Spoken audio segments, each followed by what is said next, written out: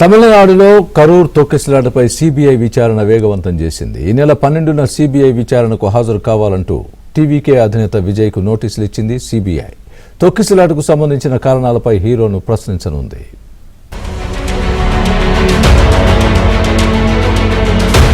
తమిళనాడులోని కరూర్ తొక్కిసలాట కేసులో తమిళ వెట్రిగలం అధ్యక్షుడు దళపతి విజయ్కు సిబిఐ సమన్లు జారీ చేసింది.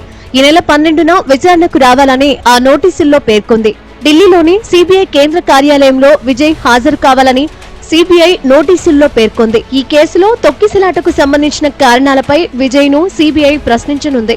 సుప్రీంకోర్టు ఆదేశాల మేరకు ఈ ఘటనపై సిబిఐ దర్యాప్తు చేపట్టింది. గతేడాది సెప్టెంబర్ 27న విజయ్ నిర్వహించిన ర్యాలీలో భారీ తొక్కిసలాట జరిగింది.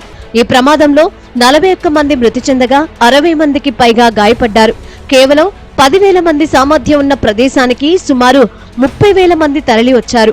మధ్యాహ్నం 12 గంటలకు రావాల్సిన విజయ్ రాత్రి 7 గంటలకు రావడంతో జనం సహనం కోల్పోయారు. అనంతరం పరిస్థితి అదుపు తప్పి తొక్కిసలాట జరిగింది. ఘటన తర్వాత విజయ్ మృతుల కుటుంబాలకు 20 లక్షల చొప్పున పరిహారం ప్రకటించారు. చెన్నై సమీపంలోని మామల్లాపురంలో బాధితులను కలిసి వారిని వెంటనే పరామర్శించలేకపోయినందుకు క్షమాపణలు చెప్పారు. ఆ తర్వాత భారీ కట్టుదిట్టమైన భద్రత మధ్య విజయ్ కొన్ని సభలు నిర్వహించారు.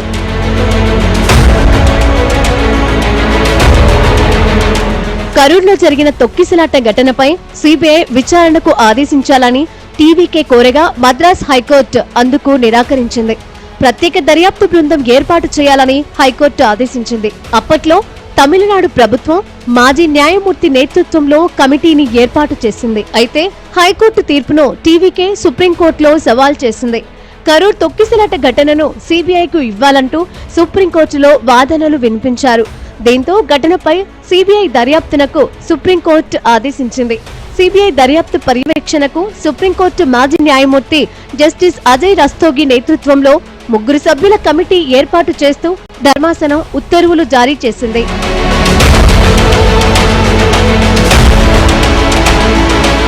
సుప్రీంకోర్టు పర్యవేక్షణలో సిబిఐ అధికారులు దర్యాప్తు కోసం కరూర్లో కార్యాలయాన్ని ప్రారంభించారు. తొక్కిసలాటలో మరణించిన వారి కుటుంబ సభ్యులతో పాటు టీవీకే నేతలను విచారణ చేశారు. అలాగే రాజకీయ పార్టీలు, ప్రభుత్వ అధికారులు, పోలీసుల నుంచి సమగ్ర సమాచారాన్ని సేకరించారు. అయితే కేసు విచారణ నిమిత్తం సిబిఐ అధికారులు విజయ్ కు నోటీసులు ఇచ్చారు. జనవరి 12వ తేదీన ఢిల్లీలో జరిగే విచారణకు హాజరు కావాల్సిందేనని పేర్కొన్నారు. అయితే విచారణలో విజయ్ ఎలాంటి సమాధానాలు చెబుతారు, ఆధారాలు ఏమైనా సమర్పిస్తారా అన్న ఉత్కంఠ నెలకొంది. ఇదిలా ఉంటే తమిళనాడులో ఎన్నికలు జరగనున్న నేపథ్యంలో టీవీకే అధినేత విజయ్ కు నోటీసులు ఇవ్వడం కీలకంగా మారింది.